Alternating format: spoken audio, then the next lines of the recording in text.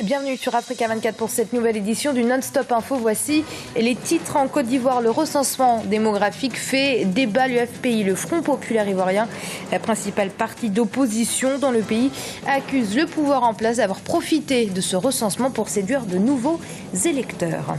L'attentat de samedi 24 mai à Djibouti qui a fait 3 morts a été revendiqué par les milices Chebab.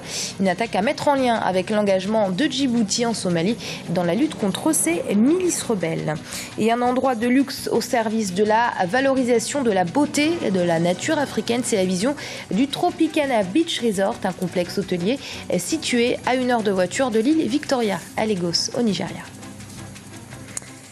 Le Front Populaire Ivoirien, le principal parti de l'opposition, accuse le pouvoir d'avoir utilisé le recensement démographique à des fins électorales, notamment en ayant choisi des agents recenseurs selon des critères ethniques.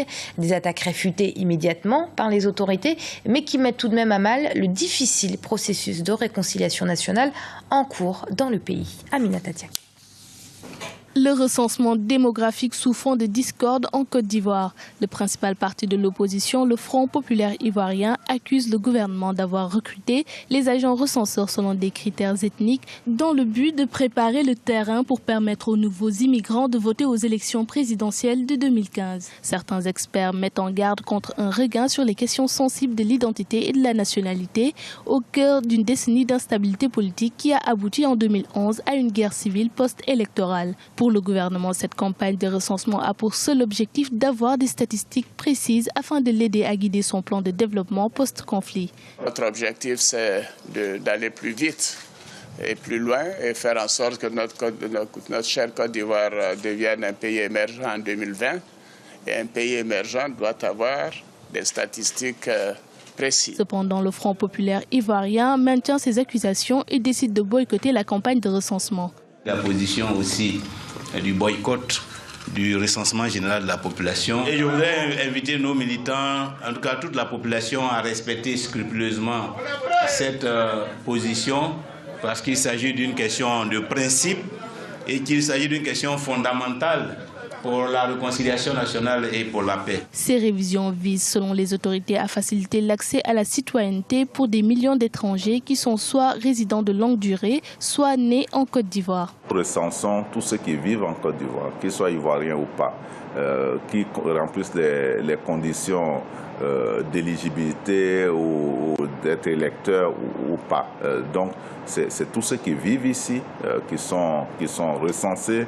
Officiellement lancé en mars 2014 avec 6 ans de retard, ce recensement est le 4e de l'histoire de la Côte d'Ivoire. Le coût de l'opération est estimé à 12 milliards de francs CFA et près de 30 000 agents recenseurs sont mobilisés sur le terrain. Les résultats préliminaires sont attendus en juin 2014. Les juges de la Cour pénale ont fixé au 13 octobre le début des dernières plaidoiries du procès de l'ancien vice-président congolais Jean-Pierre Bemba. Pour rappel, il est jugé à la Cour pénale internationale de La Haye pour crimes contre l'humanité et crimes de guerre qu'il aurait commandité en Centrafrique entre 2002 et 2003 pour combattre la rébellion qui menaçait le président centrafricain de l'époque, Félix Patassé.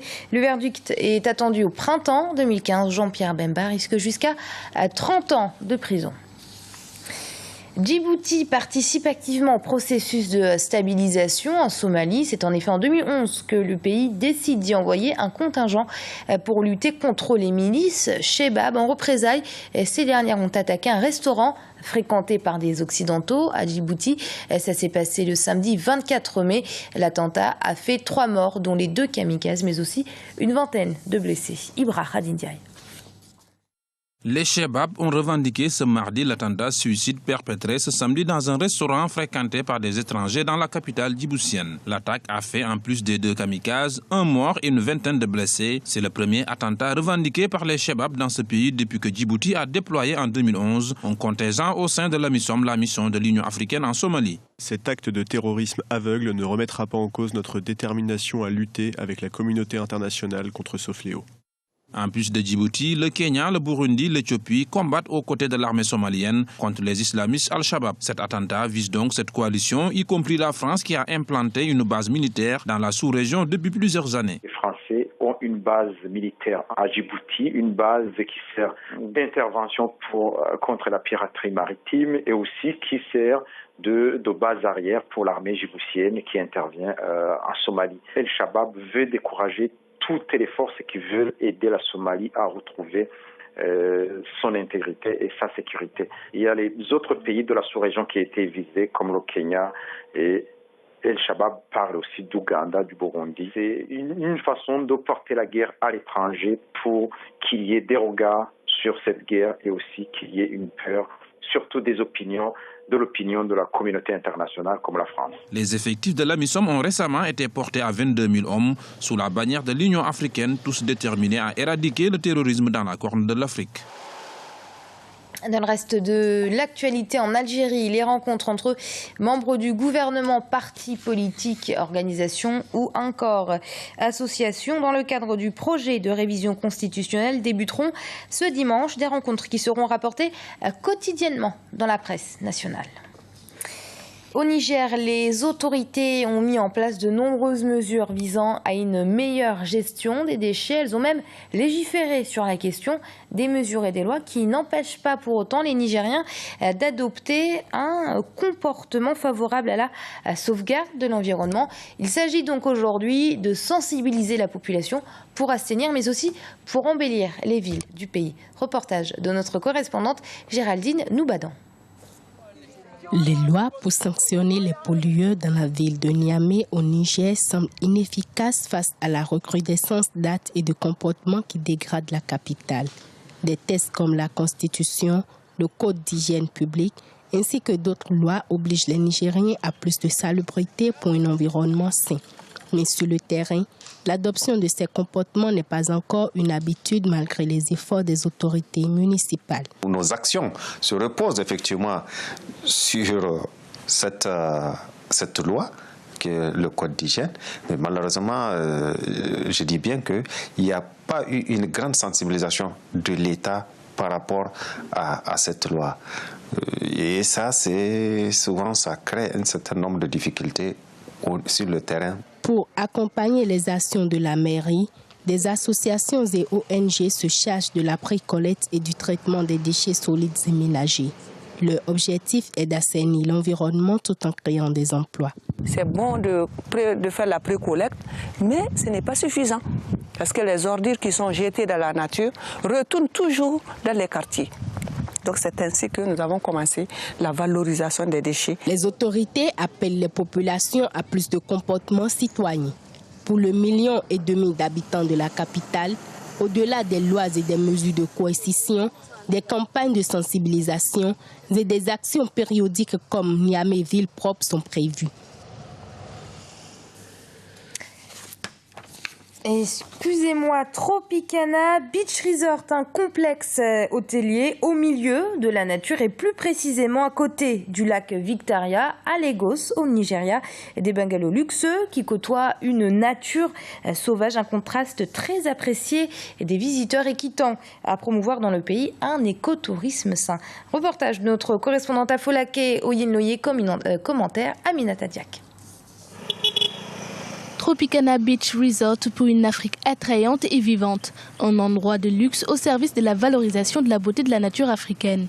Le concept est original, il offre une vision revisitée de la campagne africaine. La conception architecturale et la culture africaine se côtoient avec une touche contemporaine, c'est ce qui rend unique ce site. Le visiteur ne tarit pas d'éloges sur ce paradis tranquille de 65 hectares situé à 1 heure de voiture de l'île Victoria dans l'état de Lagos. Un mélange de milieux naturels composé d'un lac d'eau douce, de forêts de mangroves accessibles, une savane, une vaste plage de sable fin et l'océan Atlantique. C'est comme aucun autre endroit où nous avons été auparavant, contrairement aux hôtels et autres endroits qui se ressemblent. C'est un lieu tout à fait unique au milieu d'un environnement relaxant et très naturel. Aquagym, beach volley, football, canoë-kayak, la randonnée, la chasse ou la pêche en mer sont les activités récréatives modernes qui côtoient la culture nigériane. Nos services sont plus africains, nos installations sont plus africaines. Donc nous mettons tout cela ensemble pour obtenir ce que nous appelons la campagne, un environnement plus typique. Nous avons un service personnalisé sur mesure qui est très différent de ce que vous voyez habituellement autour de la ville de Lagos et d'autres endroits dans le monde. C'est tout cela qui nous rend différents des autres resorts. Si le Nigeria est connu pour son pétrole et sa diversité culturelle, le pays a fait le choix de promouvoir l'écotourisme. Les parcs, les réserves et la biodiversité en constituent les principales ressources. Notons que la part du tourisme dans l'économie du pays pourrait être ralentie à cause des crises récurrentes qui secouent le pays. C'est la fin de ce journal. Il a été réalisé par l'ensemble de la rédaction. Merci de l'avoir suivi. Dans un instant, une nouvelle édition du Non-Stop Info sur Africa Mag.